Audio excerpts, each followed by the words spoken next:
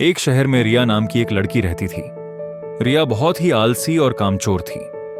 पढ़ाई में उसका मन बिल्कुल नहीं लगता था, इसलिए वह कभी भी अच्छे नतीजे नहीं ला पाती।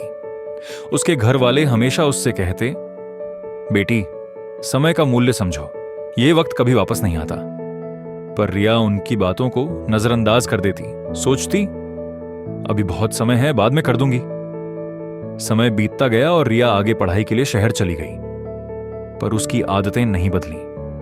दिन भर रील्स देखना, दोस्तों के साथ मस्ती करना और घूमना फिरना, यही उसका काम बन गया। उसी शहर में एक महंत बाबा रहते थे जो बहुत ज्ञानी और साधु स्वभाव के थे। एक दिन रिया ने ठान लिया कि वह महंत बाबा के पास जाकर अपनी आदतें सुधारने का उपाय पूछेगी। वह बाबा के पास गई तो देखा वे पेड़ के नीचे ध्यान कर रहे थे। रिया ने प्रणाम किया और विनीत भाव से बोली, बाबा जी, मेरी मदद कीजिए, मैं बार बार जिंदगी में विफल हो जाती हूं। मेरे सारे दोस्त मुझसे आगे निकल रहे हैं, मैं उनसे बेहतर बनना चाहती हूं। बताइए, मैं कैसे बदल सकती हूं? महंत बाबा ने धीरे से कहा, बेटी, तुम संघर्ष झेल रही हो क्योंकि तुम अपने काम के प्रति गंभीर नहीं हो। हर काम टाल देती हो और समय का सम्मान नहीं करती। मैं तुम्हें एक कहानी सुनाता हूं, यह तुम्हें समय के महत्व का एहसास कराएगी।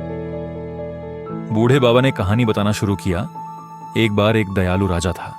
वह अपनी जनता से बहुत प्यार करता था और हमेशा उनकी मदद करता था। एक दिन उसे एक गरीब, आलसी और कामचोर आदमी मिला जो हमेशा परेशान रहता था। राजा ने उससे उसकी तकलीफ पूछी। आदमी ने कहा, लोग कहते हैं मैं नालायक हूं। जब भी मैं नौकरी ढूंढने जाता हूं, सब मुझे मना कर देते हैं। यह सुनकर राजा दयनीय हुआ और उसने कहा, सूर्य अस्त होने से पहले मेरे दरबार आओ, जहां तक चाहो सोना और चांदी ले जाओ। गरीब आदमी बहुत खुश हुआ और घर लौटकर अपनी पत्नी को बताने लगा। उसकी पत्नी बोली, जल्दी जा और सोना चांदी ले आओ। पर वही आलस्य फिर काम आया। वह भूखा था और खाने के बाद उसे नींद आ गई। उसने सोचा कि थोड़ी देर ही सोएगा, पर सोते सोते समय निकल गया। जब वह जागा और दौड़कर दरबार पहुंचा तो समय बहुत बीत चुका था। सूर्य अस्त हो चुका था और वह अमीर बनने का अवसर खो बैठा। बूढ़े महंत ने कहानी खत्म कर यह समझाया, जैसे उस गरीब आदमी ने समय की कद्र नहीं की और अपना सुनहरा मौका खो दिया, वैसे ही तुम भी अपना कीमती समय बर्बाद कर रही हो। समय अमूल्य है, उसकी इज्जत करो।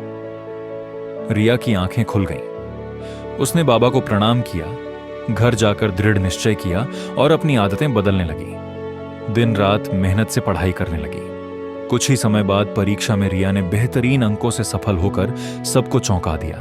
उसके आत्मविश्वास में बढ़ोतरी हुई और घर वाले गर्व से भर उठे। कहानी का संदेश साफ था, वक्त अमूल्य है, उसकी कद्र करो और हर मौके का सदुपयोग करो।